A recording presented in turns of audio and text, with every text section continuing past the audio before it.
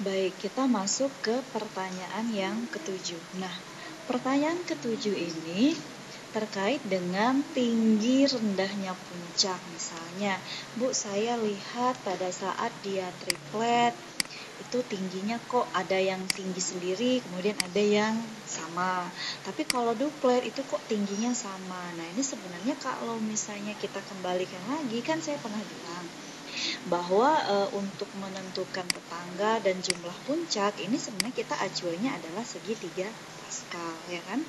Misalnya kita punya cuma satu puncak saja yang teramati, artinya dia tidak memiliki atom H tetangga. Ingat, ini kasusnya karena kita membahas instrumen HNMR atau proton NMR, ya kan?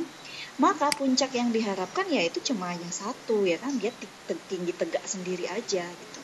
Tapi kalau misalnya puncaknya muncul dua nih Bu, oh berarti si atom H yang kita analisis punya tetangga gitu kan, punya H yang lain bersebelahan dengannya, apakah dekat atau agak jauh gitu. Maka puncak yang diharapkan adalah 1:1. Artinya apa ya? 1:1, ya tingginya itu sama gitu kan.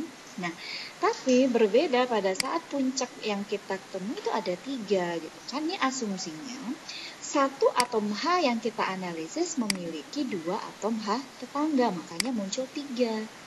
Lalu penampakan puncaknya seperti apa? Itu 1:2 berbanding 1. Satu yang di pojokan ini nih yang saya lingkarin, ini nanti tingginya sama. Tapi 2 yang di sini, yang di tengah-tengah, ya kan 1 sama 2 berarti kan lebih gedean angka 2 ya, otomatis tingginya pun juga lebih dominan yang di tengah-tengah, ya kan? Ini kalau kita menuntut hasil spektra yang kita analisis memiliki kemurnian yang hampir 100%, noise-nya mungkin bisa amat sangat tidak ada, mungkin bisa dikatakan seperti itu kan. Nah, misalnya kayak gini. Misalnya saya punya nih gambar, ya kan. Ini adalah spektrum HNMR untuk etanol murni, ya kan. Nah, di sini teman-teman bisa lihat yang saya lingkarin, ini ada 3 puncak. Artinya ada satu atom H yang kita analisis yang memiliki 2 atom H tetangga. Misalnya, Bu, kalau lihat tanda panah, ini kan CH3. Ini ditunjukkan oleh ini. Ada 3 puncaknya. Ini maksudnya gimana, Bu? Nah, atom H yang ini, nah kita lingkarin aja deh biar kelihatan ya. Nah, atom H yang ini, ya kan, walaupun ada 3 yang terikat pada C, kita asumsikan dia ekivalen, ya kan. Jadi mau yang kita gambarkan misalnya ini C kan, ini 1, 2, 3. Jadi mau atom H misalnya, di sini kan H nih, ini juga H, kemudian ini juga H, anggaplah ya gambar kita bagus. Nah, misalnya saya mau analisis ini dianggap ekivalen pada saat saya juga mau menganalisis ini dan ini. Anggap ini H1, ini H2, dan ini H3. Jadi mau dianalisis yang H1, H2, atau H3, ini dia sama aja karena dia terikat pada C yang sama. Maka walaupun di C ini ada 3, nah ini dia tetap dihitung satu puncak, ya kan? Lah tapi Bu, kok munculnya 3 puncak? Lihat, tetangganya ada berapa H? Oh, tetangganya ada 2. Berarti dirinya sendiri yang ekivalen ini tadi ditambah dengan tetangganya yang 2, maka muncullah 3 puncak. Nah, ini kalau etanol murni. Lihat, ini kan 1:2 banding 1 kayak yang tadi loh.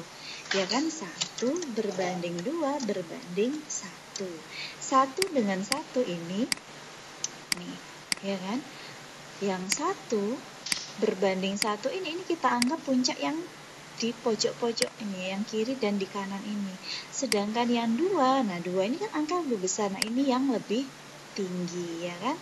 Nah, sedangkan berbeda dengan yang duplet, karena duplet kan 1:1, maka diasumsikan dia sama tinggi. Tapi catatannya dia harus senyawa murni.